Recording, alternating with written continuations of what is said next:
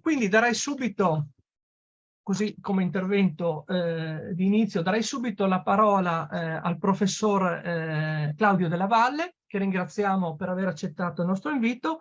È già stato professore ordinario di storia contemporanea presso l'Università di Torino, ha compiuto molti studi relativi alla resistenza italiana e alla storia del movimento operaio, ha curato anche numerose opere e attualmente fa parte dell'Istituto Piemontese per la storia della resistenza e della società contemporanea e ci presenta oggi una relazione che dal titolo Fabbrica, società e politica nel triangolo industriale, la svolta del 1943. Do quindi la parola al professor Della Valle. Grazie. Grazie. Un compito un po' ingrato perché sintetizzare in poco tempo una massa di problemi, già l'elenco che è stato fatto, implica percorsi diversi, sovrapposti, intrecciati, ed è molto difficile tirare un solo filo da questo insieme di fattori che riescano a spiegare, come dire, la presenza attiva del mondo operaio, in particolare il mondo dell'industria, dentro questa fase della vita del paese che non possiamo che definire con la parola crisi. Direi che gli scioperi del 43 aprono davanti a chi non vuole né vedere né ascoltare né prendere atto della situazione, però aprono concretamente una questione importante, radicale, perché sottolineano la crisi di un sistema. Perché possiamo fare un'affermazione di questo tipo? Per una ragione da un lato semplice e complessa nello stesso tempo. Gli scioperi avvengono, faccio riferimento naturalmente al triangolo industriale e specificamente poi alle due realtà che sono state più, realtà geografiche che sono state più attive in questa prima fase, che riguardano evidentemente le due città importanti, Torino e Milano. Genova non c'è in questa fase iniziale. Non approfondirò molto il discorso su questa questione dell'assenza, ma bisogna tenere conto che c'è questo aspetto che, come dire, andrebbe poi indagato con particolare attenzione. Perché? Perché apre la crisi? Perché aprono la crisi di scioperi del 43? Perché il sistema che il regime ha costruito era un sistema che aveva una funzione di controllo politico di qualunque componente fosse attiva nella realtà del tempo, ma era anche un sistema di controllo della dimensione sociale. Non si capisce la rilevanza della questione che si pone se non si tiene conto di due elementi. Bisogna andare alla fine della fase iniziale del fascismo, in cui si definiscono sia i limiti politici che possono essere attuati da un soggetto che non sia il soggetto fascismo, e questi limiti vengono rigidamente definiti con l'esclusione, e c'è però anche un limite di carattere sociale che si ritrova nel momento in cui il regime definisce lo sciopero come un atto illegale. Non si può scioperare. Nel sistema che si mette in piedi con le leggi fascistissime del 25 e tutto ciò che segue a questo, c'è questo dato di fondo per cui il diritto che viene definito dal regime, dal sistema, esclude la possibilità che un soggetto sociale possa utilizzare lo strumento dello sciopero. Questo perché? Ma perché è evidente che negli anni precedenti lo scontro frontale che c'è stato tra fascismo e antifascismo ha avuto per oggetto primario proprio il controllo e il sistema del movimento operaio, da un lato dal lato politico, ma anche dal punto di vista sociale, del controllo del mondo del lavoro, della fabbrica, eccetera. Perché il regime non può accettare che ci sia una dinamica sociale più aperta? Perché evidentemente questa dinamica sociale potrebbe mettere in moto esattamente quello che il regime non vuole, cioè una qualche risposta non coerente con l'impostazione che il regime dà alle sue politiche. Questo è importante per capire che cosa significa a distanza di 20 anni la ricomparsa dello sciopero come strumento per cui un soggetto sociale fa valere le proprie ragioni. Tenete conto che a compensazione di questo limite imposto, che è quello del non utilizzo dello strumento sciopero, il regime ha elaborato tutta una serie di politiche compensative, che sono sul piano, diciamo così, sindacale, la disponibilità di un sindacato che ovviamente può rapportarsi col mondo operaio fino però quando questa apertura non comporti atteggiamenti e scelte politiche che entrano in conflitto con il regime. Tenete conto che tutto sommato il personale sindacale nell'insieme del sistema del regime fascista è uno dei meno disprezzabili da un certo punto di vista, perché mantiene comunque un rapporto col mondo del lavoro e si fa spesso interprete di esigenze che questo mondo esprime, con il limite che ho ripetuto, che ho già detto, che quindi però questo limite non può essere superato, che è quello del controllo politico che viene dall'esterno. Ci sarà un duro scontro tra le componenti, tra componente sindacale e componente politica nel corso degli anni '20, e l'idea che per un certo tratto è sembrata diventare accettabile che il sindacato avesse un suo ruolo autonomo il sindacato di Rossoni, per dirlo in termini semplici, cercava una posizione autonoma che evidentemente gli viene poi negata, eccetera. Di qui la necessità di costruire un sistema che possa giustificare un rapporto col mondo del lavoro in modo coerente da un certo punto di vista, ma anche in modo molto controllante, che è quello di tutta l'articolazione che verrà fatta poi negli anni successivi per quanto riguarda la struttura dell'associazionismo da una parte e tutta la strumentazione che viene inventata per poter consentire che il rapporto all'interno del mondo del lavoro tra proprietari, tra industriali, soprattutto nel mondo industriale e mondo sociale che sottostà, sia un rapporto mediato in continuazione dalle esigenze poi del regime. Ora, a compensazione, su un altro versante, poi ci sono le iniziative nei confronti della realtà del mondo operaio, nel senso che si va come dire, a costruire una specie di welfare iniziale, intendiamoci, poco strutturato, ma comunque significativo per quanto riguarda le protezioni sociali, il rapporto col mondo operaio, anche sul piano come dire, meno direttamente economico, ma che riguarda ad esempio il tempo libero e via elencando. Mussolini, che conosce il mondo operaio, lo conosce molto bene, che viene da lì, cerca di costruire quindi un sistema che nel momento in cui blocca alcune cose, le rende impossibili, e tra questi lo sciopero è certamente un dato iniziale fondamentale, dall'altra parte fornisce delle compensazioni.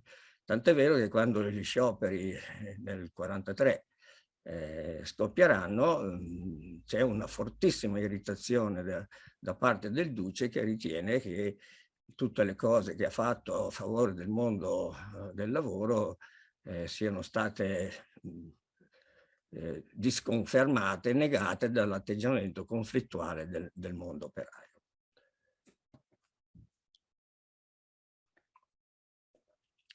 Ho fatto un po' lungo su questo aspetto perché se non si parte di lì è difficile poi da capire come mai avvengano certe reazioni nel momento in cui invece gli scioperi ci sono e si manifestano.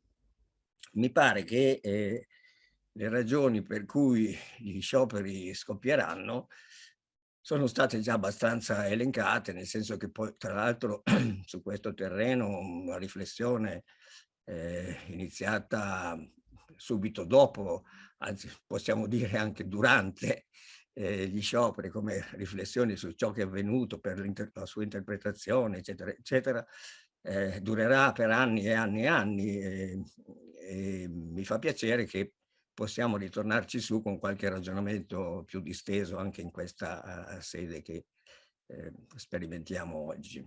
E sarei molto contento che ci fossero poi delle vostre osservazioni rispetto alle cose che vi dico, perché vanno poi verificate le cose, non si può semplicemente affermarle e sostenerle, ma verificate.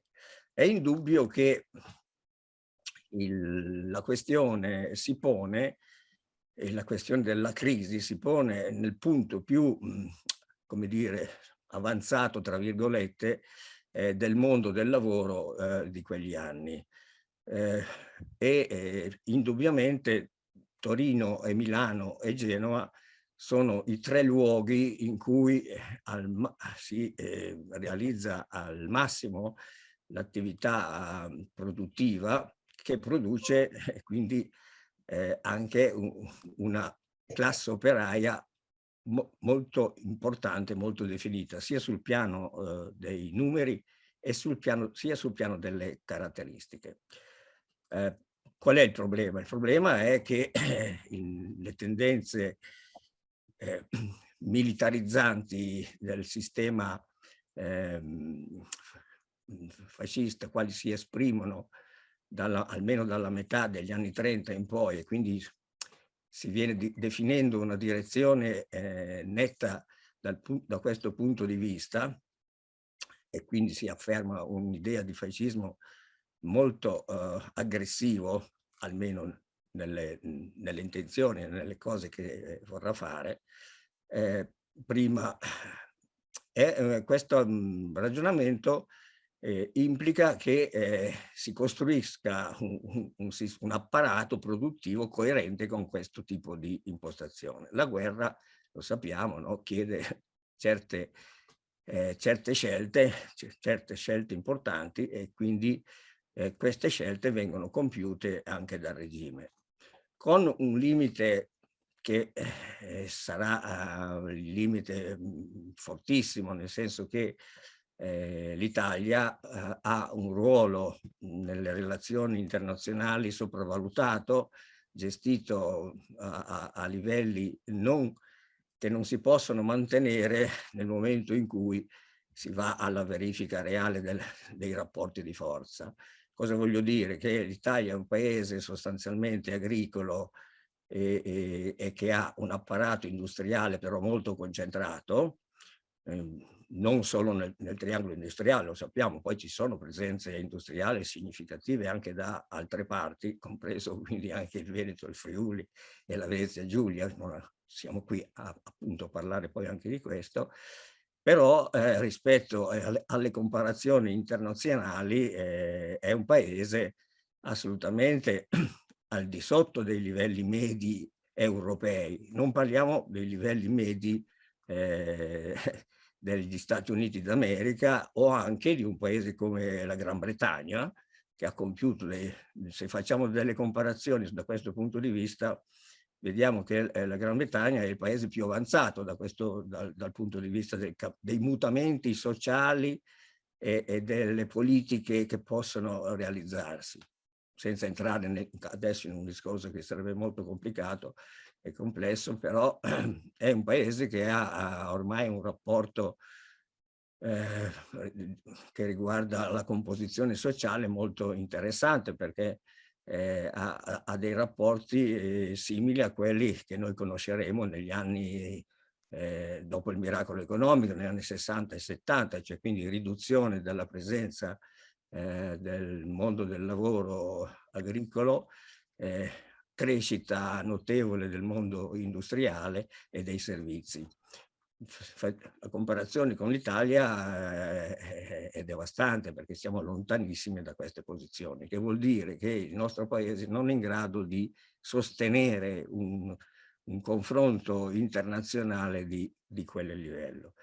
La Germania è più avanti ovviamente dell'Italia, ma anche la Germania, se ci facciamo su un ragionamento, vediamo che piuttosto è in difficoltà su questo piano, perché non ha ancora raggiunto sviluppi industriali tali da poter sostenere a lungo nel tempo uno sforzo bellico della natura, di quello che poi Hitler sceglierà di fare. Non a caso faccio un riferimento semplice, ad esempio la forza lavoro industriale necessaria per mantenere i livelli alti della produzione tedesca devono essere ricercati in grande parte nel mondo del lavoro esterno, cioè nei paesi che vengono occupati dai tedeschi.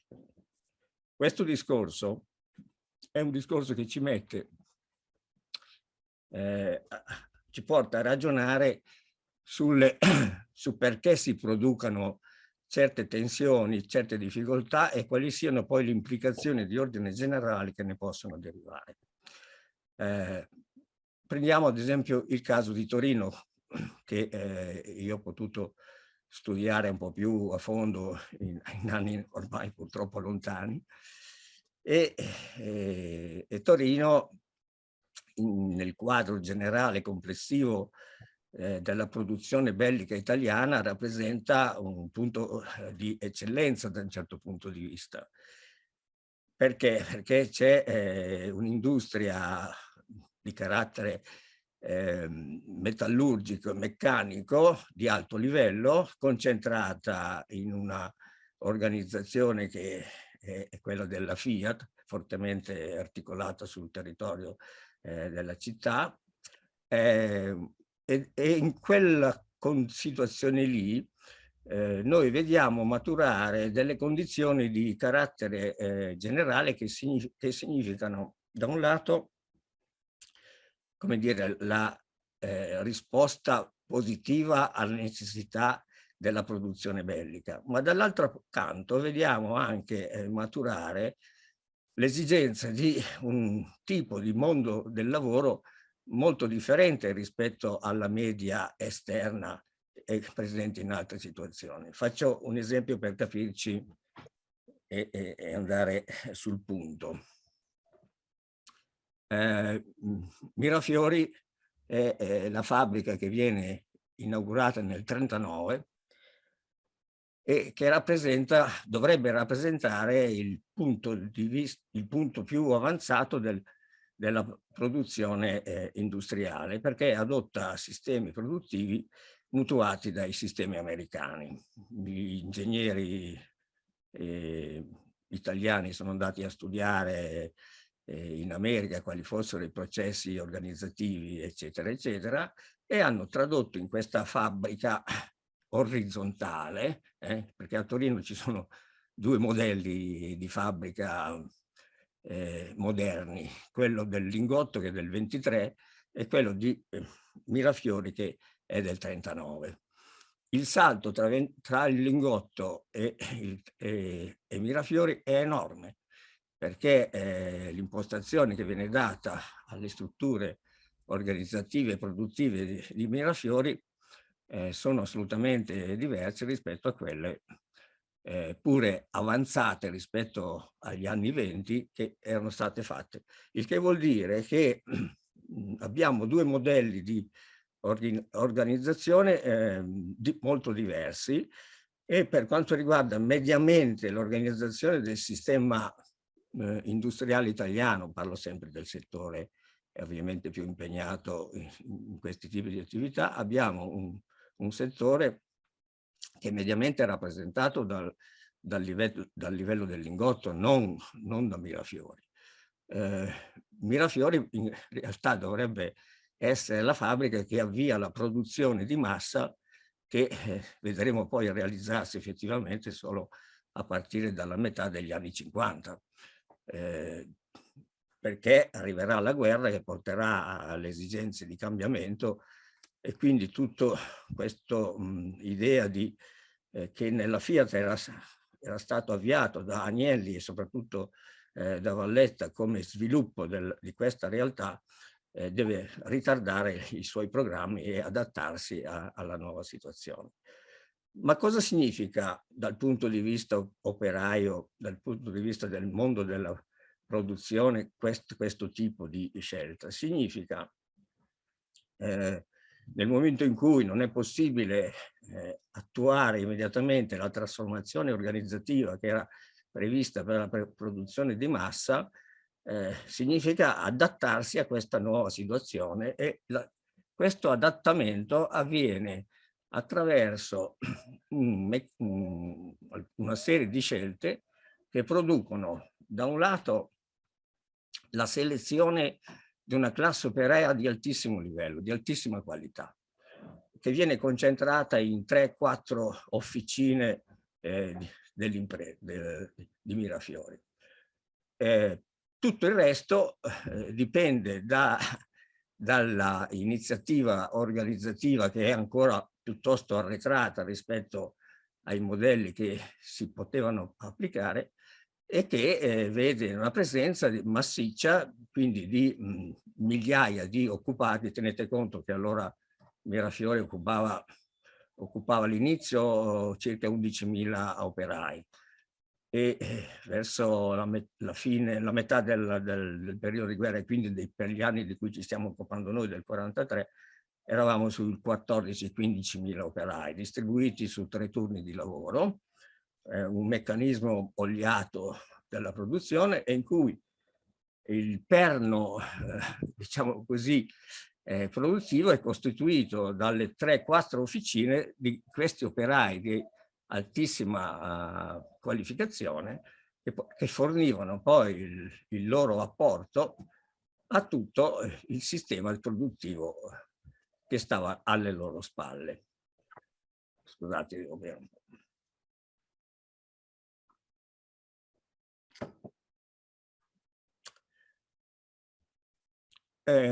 Questa composizione di classe, usiamo delle parole che adesso non usiamo più tanto, questa composizione di classe comportava che ci fosse quindi il settore più importante sotto il profilo delle competenze tecniche e delle capacità produttive e organizzative, che in qualche modo era privilegiato da questa situazione, tanto è vero che era privilegiato non solo sotto il profilo del salario corrisposto, che teneva conto di queste qualità, ma era privilegiato anche sotto il profilo, come dire, del rispetto sociale che aveva, nel senso che il qualificato di alto livello che lavorava alla Fiat nel contesto della società del tempo della città era una persona che aveva raggiunto un ruolo riconoscibile ed era valorizzato ed apprezzato. E quindi un soggetto, come dire, in qualche modo selezionato da tutta una serie di meccanismi che andavano dalle scuole di formazione che la Fiat costruiva, eccetera, eccetera. Tutto sotto stavano, sotto nel senso non in senso gerarchico, stavano gli operai non qualificati, terzo livello operai comuni, e le donne. Notate che c'è anche una componente femminile presente, notevole numero, anche nella realtà della Fiat. Grosso modo possiamo parlare di un 15-20% di personale femminile, che viene accolto abbastanza facilmente perché quando ci sono i richiami alle armi, evidentemente si riduce il numero degli operai presenti e quindi vanno sostituiti. Questa diversificazione interna, questa che comporta una gerarchia abbastanza precisa, viene praticamente consumata nei primi anni di guerra, nel senso che le condizioni di vita e anche di lavoro che all'inizio del percorso degli anni 40-41 sembrano reggere abbastanza bene, nella fase successiva incominciano a incrinarsi e a diventare molto difficili. Il punto di svolta è già stato citato, sono stati i bombardamenti del novembre 42 che si abbattono su Torino e che nel giro di un mese e mezzo devastano la città e anche una parte delle aziende. Cosa comporta questi bombardamenti, oltre le distruzioni e la perdita di prestigio del regime? Implicano che ci sia una crescente difficoltà del sistema di rifornimento anche dei viveri, del sistema di forniture che passano attraverso la tessera, no? Allora si andava a comprare con la tessera, le quantità erano definite, si poteva avere certi beni e non altri, e all'inizio questo sistema più o meno funziona. Ma quando comincia a incepparsi, il meccanismo è perverso, perché lo sconvolgimento che i bombardamenti producono è tale per cui il sistema diventa di difficile gestione, i bombardamenti delle case, il blocco dei trasporti, finiscono che poi i prodotti non arrivano in modo parziale e spesso sono del tutto insufficienti, fino a determinare una carenza fortissima proprio sul piano della vita normale, della vita quotidiana sostanzialmente. Per capirci, i beni che tu compri attraverso la tessera si riducono a tal punto che al massimo si possono ottenere dal consumo di questi beni all'incirca tra il più o meno 1000 calorie al giorno. Cioè un operaio è sicuro di avere rifornimenti dal punto di vista dei consumi sufficienti per metà della sua capacità, possibilità di lavoro.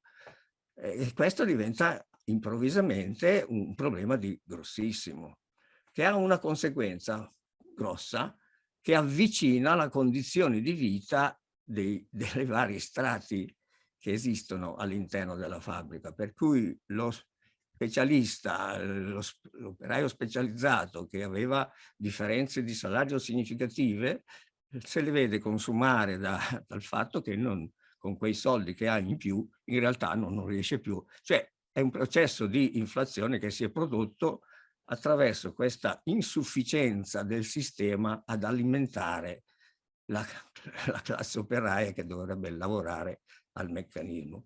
Mentre si rinforza da una parte il controllo burocratico e sistemico da parte del regime, che si rende conto che possono nascere delle grosse difficoltà in fabbriche che hanno migliaia di presenze, e quindi aumentano i controlli ci sono controlli di tutti i tipi all'interno della Fiat. Si va dai controlli ovviamente del sistema organizzativo della fabbrica, ma si va a controlli che vedono la presenza politica dei fascisti dentro la fabbrica, c'è il controllo del sindacato, c'è il controllo della polizia che è esterna ma che si occupa molto attenta a quello che succede dentro la fabbrica, Detto in parole molto semplici, il sistema di controllo rigido con cui la Fiat ha sempre costruito i suoi modelli organizzativi interni si rafforza, ma nel frattempo si abbassa evidentemente la capacità di controllare il sistema attraverso gli strumenti normali di vita quotidiana. Quindi è un meccanismo perverso per cui un po' alla volta c'è un disagio che cresce, c'è una crescita anche molto forte del mercato clandestino, il mercato nero, cioè, i beni si trovano ma solo se hai risorse per poterlo andare a acquistare fuori dai canali ufficiali. Io ho insistito molto su questa questione della condizione operaia perché da un lato è un dato che pesa sia su chi sta nella fabbrica sia sulle famiglie, quindi è un dato che è un elemento che agisce sulla società, tutto sommato. Tenete conto che a Torino 2/3 delle famiglie dipendono dal sistema industriale che c'è, quindi non solo della Fiat, perché poi ci sono moltissime altre industrie legate in parte alla Fiat, altre no, che funzionano in questo modo. Questa è una questione importante, perché la condizione operaia diventa l'elemento decisivo. E la condizione operaia fa sì, abbassandosi in continuazione, fa sì che tutti si possano riconoscere nella situazione che si è creata, cioè tutti stanno male. E quindi si costruisce come una base necessaria rispetto alla quale avanzare delle richieste. È su questo piano che si inserisce, ad esempio, l'iniziativa dei comunisti. I comunisti sono una presenza nel mondo Fiat che ha faticato molto a riaffermarsi dopo le difficoltà prima della guerra, e solamente nel 1941 si riesce a riorganizzare attraverso la presenza di Francesco Massola, che viene dalla Francia e viene poi a Torino, il quale fa un'operazione molto semplice. Lui conosce alcune persone da prima della guerra, ha i contatti con queste famiglie operaie, si mantiene i contatti con loro e vive nelle famiglie operaie e passa di settimana in settimana da una famiglia all'altra, sta tutto il giorno fermo in casa, non si muove perché non deve far sapere che ci siano delle presenze estranee e quindi diciamo così, un militante clandestino di primo livello, e questo gli salva la vita perché tutti gli altri erano rimasti poi impigliati nella repressione che era stata fatta.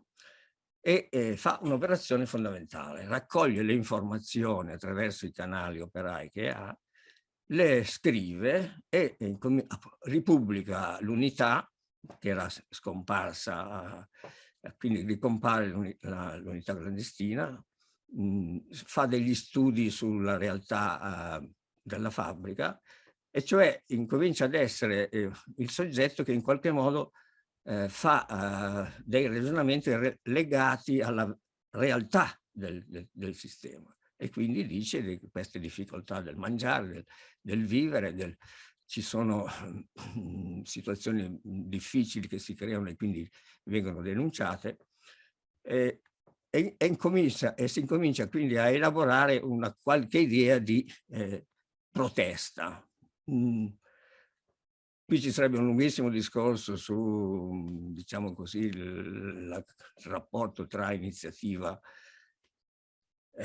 politica e iniziativa di singoli, l'iniziativa invece, diciamo così, spontanea, se queste reazioni che avvengono saranno poi definite attraverso gli strumenti della spontaneità, dell'organizzazione, cose tutte su cui abbiamo ragionato tanto, eccetera. Su come le cose andranno si può dire tranquillamente che c'è un combinarsi sia dell'iniziativa politica sia dell'iniziativa spontanea, perché avremo realtà e situazioni di fabbrica in cui la presenza di qualcuno legato al gruppo dei comunisti funziona benissimo, e situazioni in cui non c'è assolutamente questo tipo di presenza, ma è il momento dell'imitazione che diventa importante. Di tutto questo, di questi cambiamenti che stanno avvenendo, il sindacato è informato, perché ha presenze dentro la fabbrica diffuse, raccoglie le informazioni, segnala che c'è una tensione che sta crescendo nella fabbrica, e però c'è un problema, nel senso che vengono individuate delle soluzioni. E una delle soluzioni che viene individuata è quella di, siccome i bombardamenti hanno prodotto dei danni grossissimi, una parte della popolazione è scappata, è sfollata, allora l'idea è quella di dare un sostegno finanziario, un salario, diciamo così, un'indennità a quelle famiglie sfollate, alle famiglie sfollate. Questa idea è un'idea peregrina, perché è proprio la situazione che si è creata che impedisce che si trovi una soluzione per una parte di fronte ai bisogni di tutti. Come si fa a intervenire? E quindi c'è una reazione crescente rispetto a questa proposta di soluzione. Il sindacato il suo lavoro lo fa, ma gli apparati di Roma rallentano le decisioni anche parziali come questa, perché temono che di innestare un processo inflattivo forte. No, l'inflazione viene sempre fuori come elemento di controllo di queste situazioni. Alla fine questa situazione che si determina fa sì che si innesti un'irritazione sempre più profonda nel mondo operaio, per cui da parte dei comunisti si ritiene che sia giunto il momento di arrivare ad una prova. Fare sciopero è una cosa difficile. Fare sciopero è una cosa difficile perché la memoria dello sciopero non c'è più, è rimasta, perché un conto è fare sciopero in una condizione di democrazia in cui certamente lo sciopero ti costa il salario del giorno, in sostanza, no? C'è una perdita. È un conto è fare sciopero in una condizione in cui lo sciopero può costarti la galera, il tribunale speciale, l'emarginazione, il ritiro dei permessi per quanto riguarda il servizio militare, e dunque è una cosa non... Il programma che il Partito Comunista nella sua piccola struttura di quegli anni iniziali è quello di usare Mirafiori come punto di inizio del percorso. Se si riesce a sfondare a Mirafiori, anche per il valore simbolico che l'azienda ha rispetto al tessuto, come dire, anche dell'immaginario collettivo, no? Sarebbe evidentemente un atto di innesto di una protesta di grande livello. Viene definita la data, sembrerebbe essere il 1° marzo. 1° marzo invece non succede nulla. Si passa al 5 marzo. A Mirafiori avvengono delle proteste, ma molto timide, arriva subito il capisquadra, il direttore a cercare di capire, non c'è determinazione, non si sa come prendere l'iniziativa sostanzialmente. Però c'è un dato interessante: 2 fabbriche di media grandezza invece scioperano in modo deciso. Siamo al 5 di marzo e quindi siamo appena all'inizio di un percorso che non è detto che possa riuscire. Perché quelle due fabbriche hanno scioperato con molta? Perché sono due fabbriche di alta specializzazione produttiva e hanno quindi presenze operaie fortemente penalizzate dalla condizione di vita e di lavoro che hanno, e quindi hanno, come dire, un contesto molto omogeneo che si ribella a questo tipo di situazione. Però la cosa potrebbe morire lì, perché il controllo che viene fatto successivamente e la cosa, quindi siamo a venerdì 5, il 6 sabato, qualche accenno ma non niente di significativo. Passa la domenica, il lunedì dopo 8 fabbriche sono in sciopero, non la Mirafiori. E così è per i giorni successivi, in cui cambiano continuamente le fabbriche che si fermano, si bloccano, o non immaginatevi delle cose di grande, ma basta che si fermi un reparto, l'altro si blocca, l'altro riparte, l'altro si ferma ancora, e quindi è un ripassare continuamente il momento dello sciopero con questa modalità, che rende difficile individuare chi lo fa, chi ha la responsabilità. E fino a che a giovedì la Mirafiori c'è. Cosa è successo? Che è successo che il personaggio più importante di questo organismo comunista in ricostituzione, presente nella realtà di Mirafiori, che si chiama Leo Lanfranco, verrà poi ucciso qualche mese dopo, siamo già nella fase resistenziale. Questo Leo Lanfranco ha capito che la fabbrica è troppo difficile da mettere in movimento, perché è differenziata, è complicata, è estesa, ciò che succede da una parte si vede dall'altra, può essere controllata, e fa una scelta molto intelligente. Aspetta che ci sia il momento del pranzo, quando tutti si ritrovano nel grande camerone in cui diverse officine mangiano insieme, e lì si comincia a dire: vabbè, non torniamo al lavoro.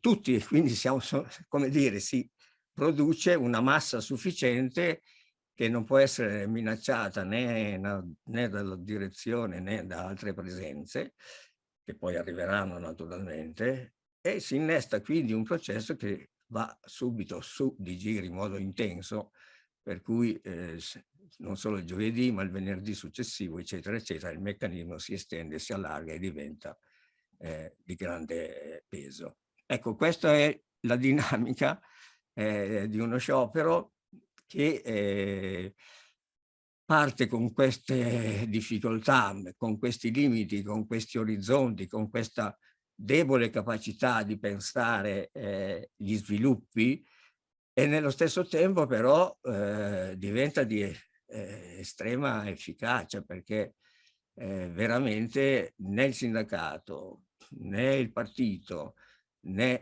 altri soggetti riescono a intervenire in modo da fermare, bloccare questa protesta.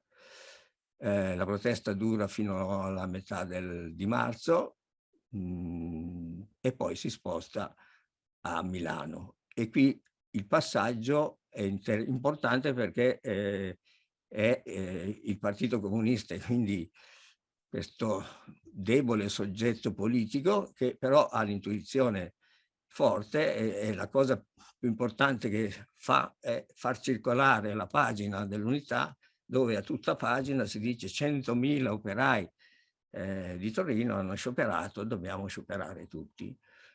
E questo innesta a Milano un meccanismo che ha le stesse caratteristiche di quello che ho cercato di scrivervi, ma ovviamente tenete conto che poi ogni fabbrica è un soggetto a parte, ogni fabbrica ha i suoi equilibri, i suoi comportamenti. Quindi, ma il punto è che però le fabbriche reagiscono E qui a Milano lo sviluppo durerà anch'esso 15 giorni, la cosa sembra finita a fine mese, e invece c'è un'ultima fiammata, una terza fase che è costituita dai 50.000 tessili del Biellese, in cui decine di fabbriche entrano in sciopero, pur non appartenendo a quel settore produttivo così direttamente impegnato nella produzione bellica, come sono appunto le fabbriche invece metalmeccaniche, chimiche, torinesi e milanesi.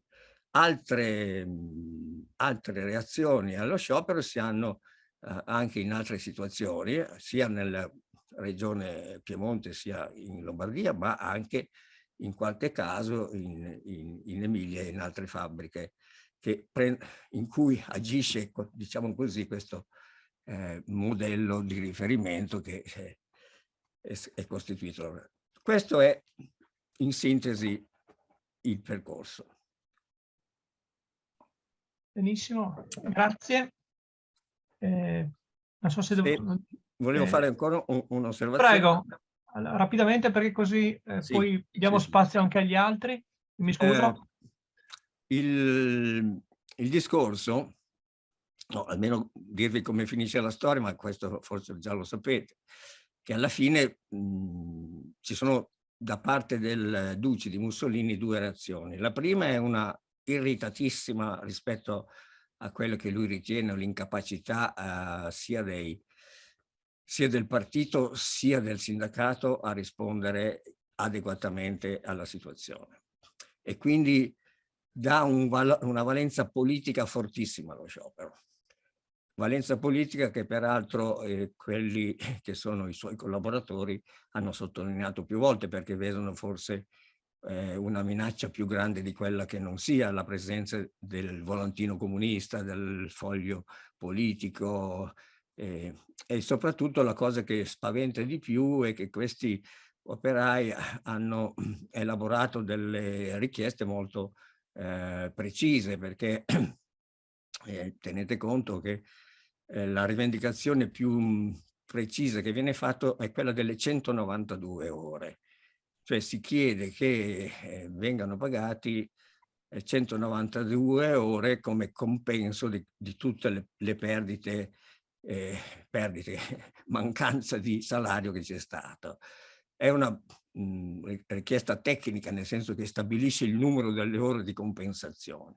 E questa è una richiesta che ricorre abbastanza ripresa. Ci sono poi richieste di vivere, richiesta che l'indennità di cui si era parlato per quanto riguarda gli sfollati fosse data a tutti, ovviamente. La richiesta di pace e libertà è una richiesta che viene applicata alle proteste operaie, ma dall'elaborazione politica dei comunisti. Non è una cosa che non siamo ancora a quel livello di capacità di esprimere una linea politica che abbia un valore, no, come riferimento. Ma si sono fatti i passi necessari per arrivarci, questo sì. Mussolini, pochi tempo dopo, dirà esattamente il contrario: no, ma è stata una questione economica, è stata una cosa che ha riguardato semplicemente il fatto che i salari dovevano essere adeguati, e infatti accetta di adeguare il 21 aprile, Natale di Roma, fa degli adeguamenti rispetto alle indennità di sfollamento. Quindi ha di fatto ceduto. Ma il punto è che se tutto questo fosse stato, come si dice, una fiammata legata semplicemente a questioni di ordine materiale, diciamo così, economico, strettamente economico, gli scioperi del marzo non li ricorderemmo. In realtà è il primo punto che noi rivediamo riemergere con forza nei passaggi successivi, nel senso che il 25 luglio del 43, quando il fascismo cade, c'è una presenza operaia fortissima nelle manifestazioni che si fanno sia subito dopo la notizia della caduta del regime, sia nelle giornate successive. E notate bene che il governo Badoglio, il governo che sostituisce il governo fascista, è più duro del fascismo nei confronti degli operai, perché certo molti operai verranno poi arrestati dopo gli scioperi del marzo. A Torino, ad esempio, sono 87 quelli che vengono deferiti al tribunale speciale, quindi come sono degli eversivi, no? Se si viene deferito al tribunale speciale si è un eversivo, quindi il significato politico dello sciopero non è certamente messo in discussione. Ma il punto è che si genera una tensione fortissima tra mondo della fabbrica e governo Badoglio, e con un rischio che arriva al limite della rottura violenta dopo i bombardamenti che sono sulle grandi città tra 14, 15, 16 di agosto. E sarà solo un accordo in cui la Fiat, che si fa promotrice di un'iniziativa per quanto riguarda il rapporto tra governo e mondo del lavoro, andando a riscoprire i sindacati, alcuni sindacalisti di vecchia formazione, e che porteranno ad un accordo 17-18 di agosto, da cui uscirà la possibilità di realizzare il recupero dei sindacati fascisti che vengono dati in gestione a degli antifascisti, e si apre quindi un momento, e soprattutto la cosa più importante è che vengono liberati i prigionieri politici. Cioè, questo è uno dei passaggi poco rilevati nelle valutazioni, ma è un passaggio fondamentale, perché l'arrivo di molti prigionieri politici rappresenterà un fattore di grandissima importanza nella fase successiva. Dall'8 settembre ci sarebbero molte cose da dire, ma forse le recuperiamo con altri ragionamenti. Grazie.